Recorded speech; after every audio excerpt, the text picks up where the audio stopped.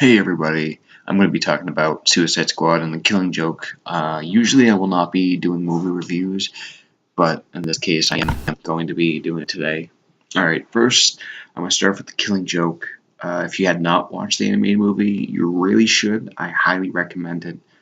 It's just like the graphic novel, but it has a little bit more detail. The movie's about an hour and a half with amazing art and voiced by Mark Hamill doing the Joker, Kevin Conroy as Batman, Tara Strong as Batgirl, who actually also played Harley Quinn in the Batman animated series and video game. I actually liked how they had people from the show and the game still portraying their roles and other roles in the movie. I thought it was really excellent. I love the movie. The story was really well done. Um, I really liked how they showed the relationship of Batman and Batgirl. I, they've been working together for so long, showing their relationship and how working with the same person and doing the same thing, fighting crime, dealing with all this type of intense relationship can really take effect. I thought it was really well done, and I liked how they showed how she kind of became Oracle. It was a brief scene, um, but I liked how she became another set of eyes for Batman while she's now limited to her mobility. If you don't know who Oracle is, think of her as another version of Alfred. She gives Batman and data and information, and since her father is Commissioner Gordon, she can get all other easy access information of criminals and things like that. So I thought that was really well done. Now, saying this, I enjoyed how dark Batman has become. A lot of people don't really like the newest Batman vs Superman movie because of how dark it is and how Batman killed in the movie.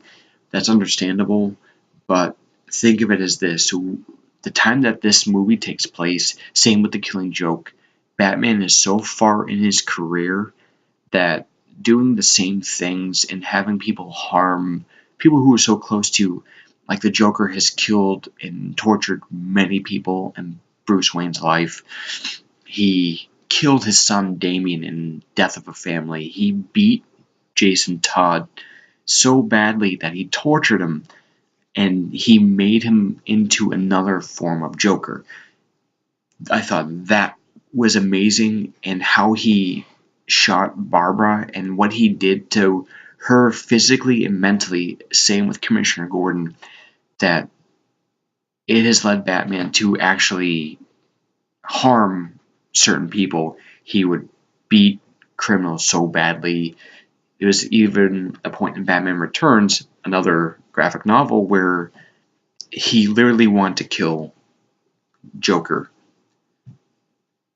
Um, Same with The Dark Knight, how Batman was given an option between Harvey Dent and Rachel, and he literally just kept beating Joker. So, literally, he just kept throwing him and thrashing him. Seeing that in the movie, and then looking at Superman vs. Batman, I thought that was an amazing touch. Um, this is why I just want to bring that up because the movie and the graphic novel were well put together. Um, and towards the end, Batman's literally trying to get the Joker to stop. He wants him to realize, hey, if you keep doing this, at a point I'm going to kill you. At the end of the movie, Joker is kind of understanding it. Joker's now physically breaking down, and he doesn't know how to handle it. Batman doesn't know it either because they've never gotten to this point before. They've been fighting for like 15, 20 years that they got to this point finally. And the Joker shares a joke with Batman, and it gets Batman to laugh. What I really liked about this scene is it brought them together, gave them a common ground to stay on, where looking through the series, you never seen that before, especially in issue 1 of Batman.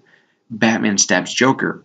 So if we didn't have Joker, if Joker literally got killed at the first issue, we would never had this common ground right now. Seeing how Batman and the Joker both kind of developed, I thought this was an amazing touch to both the ending of the movie and the graphic novel. One night they decided they didn't like that anymore. They decided to escape.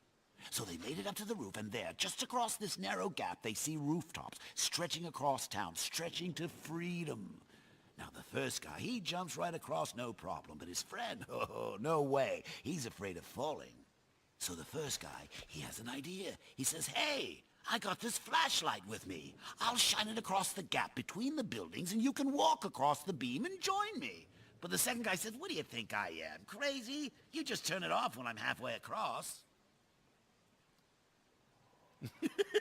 Oh, excuse me.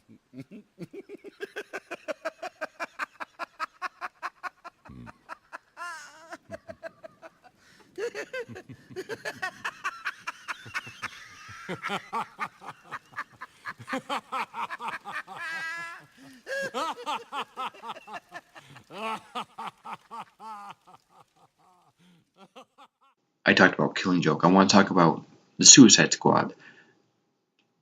I am going to have a little bit of a different opinion based on the movie compared to a lot of people, and this is just my opinion. You can choose to accept it. You don't have to. It's just what I interpret as comic books into a movie.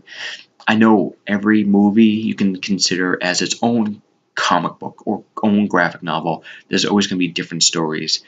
You're going to like some comic book issues, some movies, and then there's others that you are really not going to like.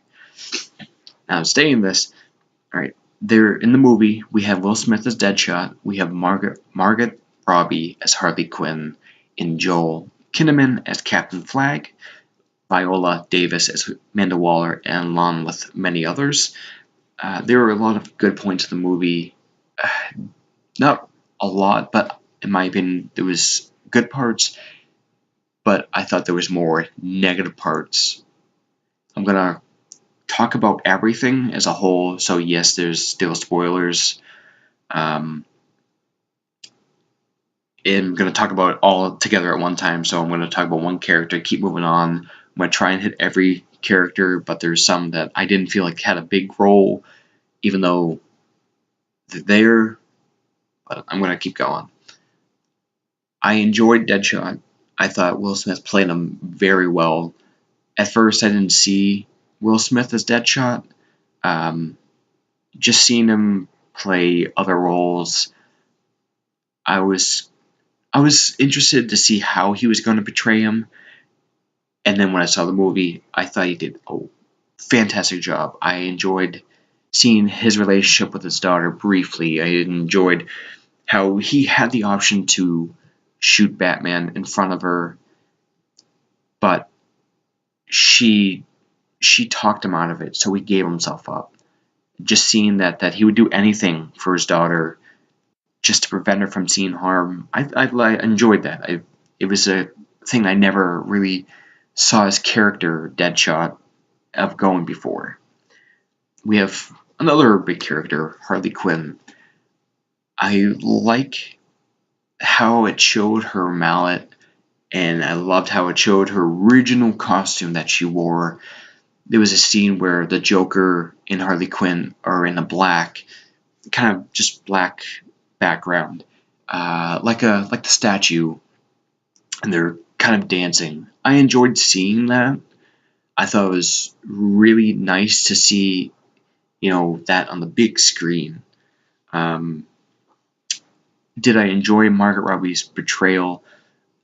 Not really.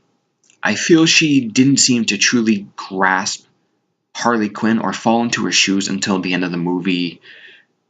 So it was kind of, as TV shows, we see the characters slowly build up, but more of a movie, you feel like the character should just be in it right away.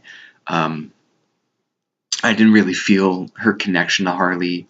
Others may have, but I did not. I like the original outfit worn by Harley Quinn. What I want in a movie is to have Harley wear it, but at some point something happens where it slowly starts to change, uh, where she forms a new costume into it. I don't really care for the Dukes of Hazzard shorts that she wore and the shirt and everything she wore. Maybe a lot of you did, but that's not how I see her character. I see her as a really strong, smart woman. That's who she was in the cartoon and the comic book.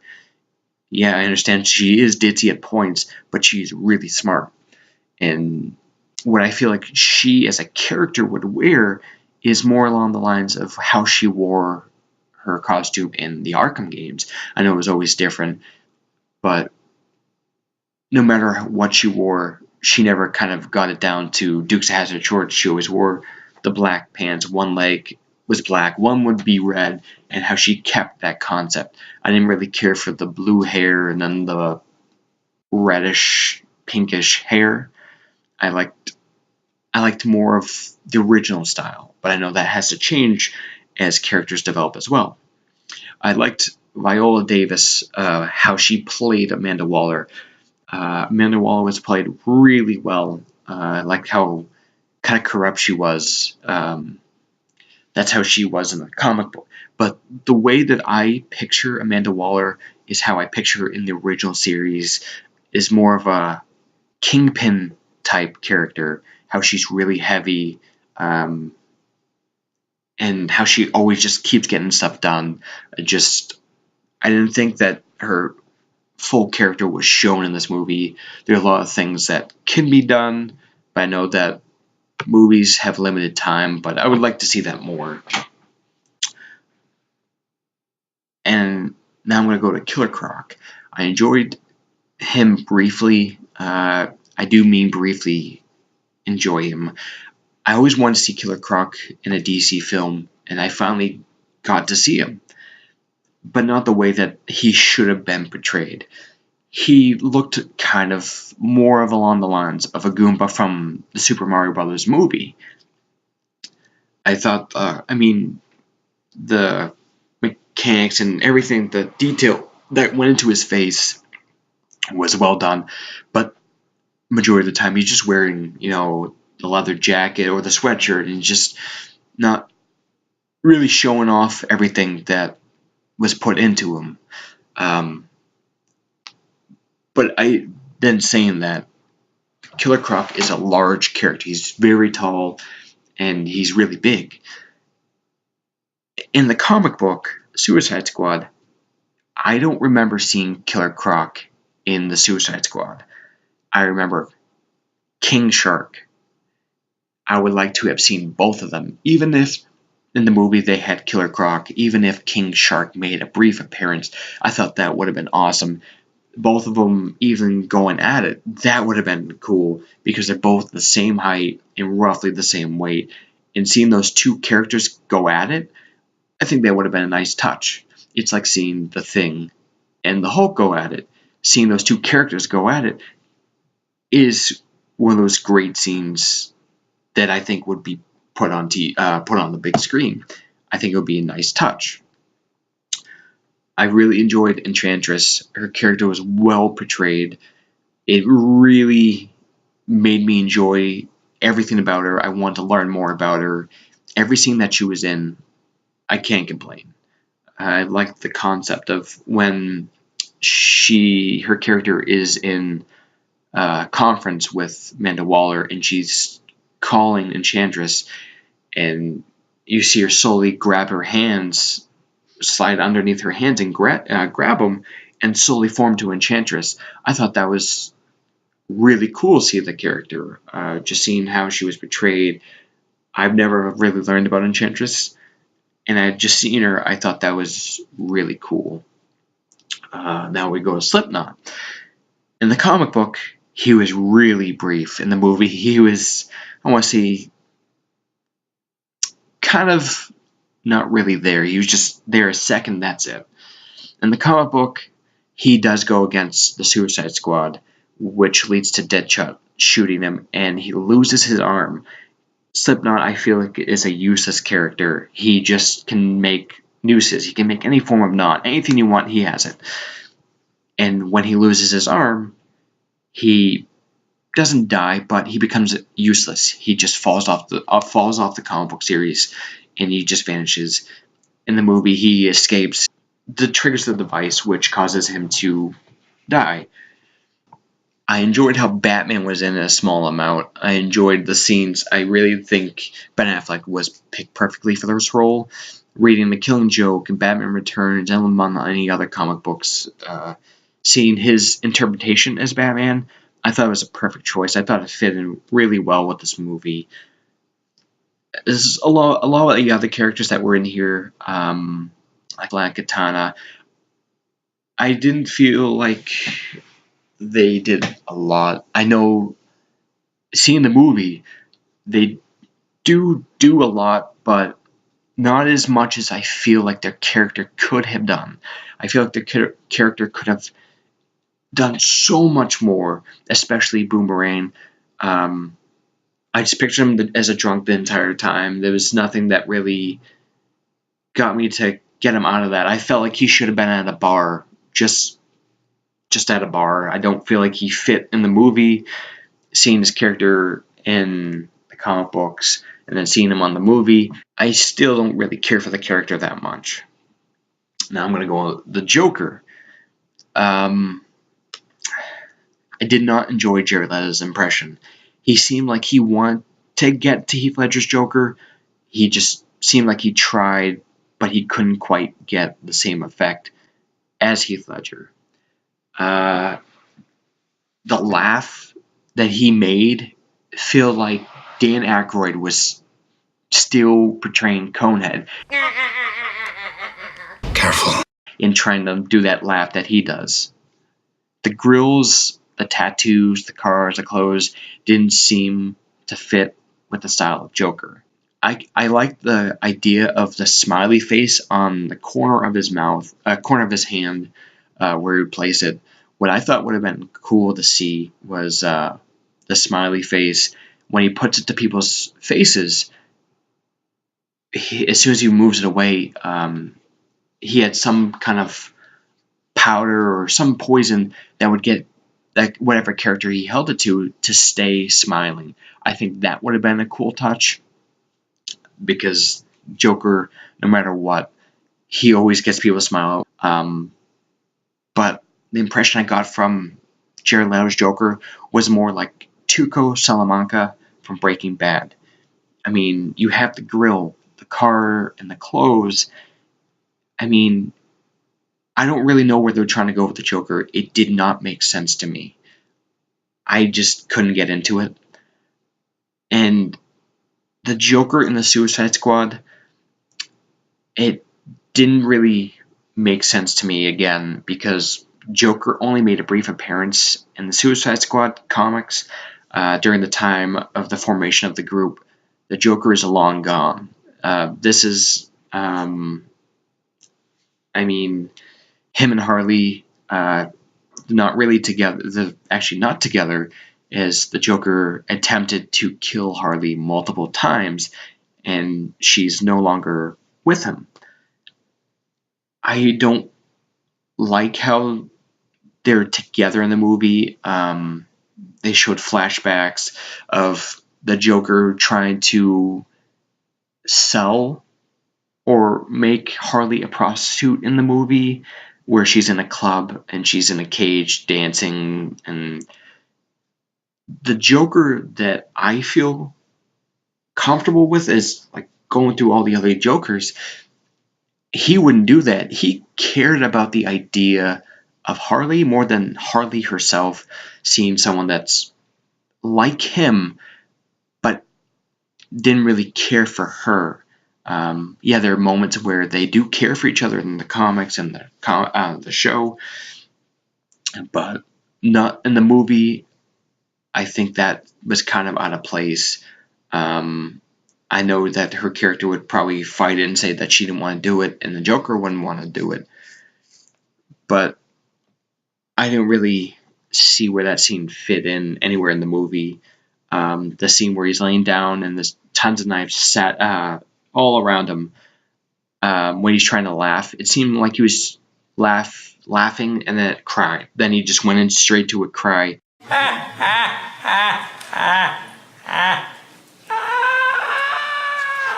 I don't know where they're going next. The overall, when I think of the movie, I probably wouldn't watch it again. If they recast a Joker and kind of changed it, or if they made Joker Jason Todd, I think that would kind of be like, okay, you know what? That makes sense. I will watch the movie again and thinking that this Joker is Jason Todd. That makes more sense to me, as the real Joker just vanished and Harley's just same as the Joker, keeping the idea of the Joker but not per se liking him himself. I did not really care for the movie because some of the scenes just didn't work. Some of the characters just seemed like they just strolled in. They didn't remember their lines. They didn't know what they were supposed to do. They were just seemed like this was their first movie, like a movie that I think would have gone straight to sci-fi. Just my opinion. If you guys like the opinion, even if you don't, leave a like, comment about what you liked from either The Killing Joke or what you liked from The Suicide Squad. I would love to hear it. Everyone's opinion's different. I would like to hear your interpretation of Harley Quinn and the Joker. Just tell me what you enjoyed about both movies, even if you just watched one. All right, well, I hope you guys enjoyed.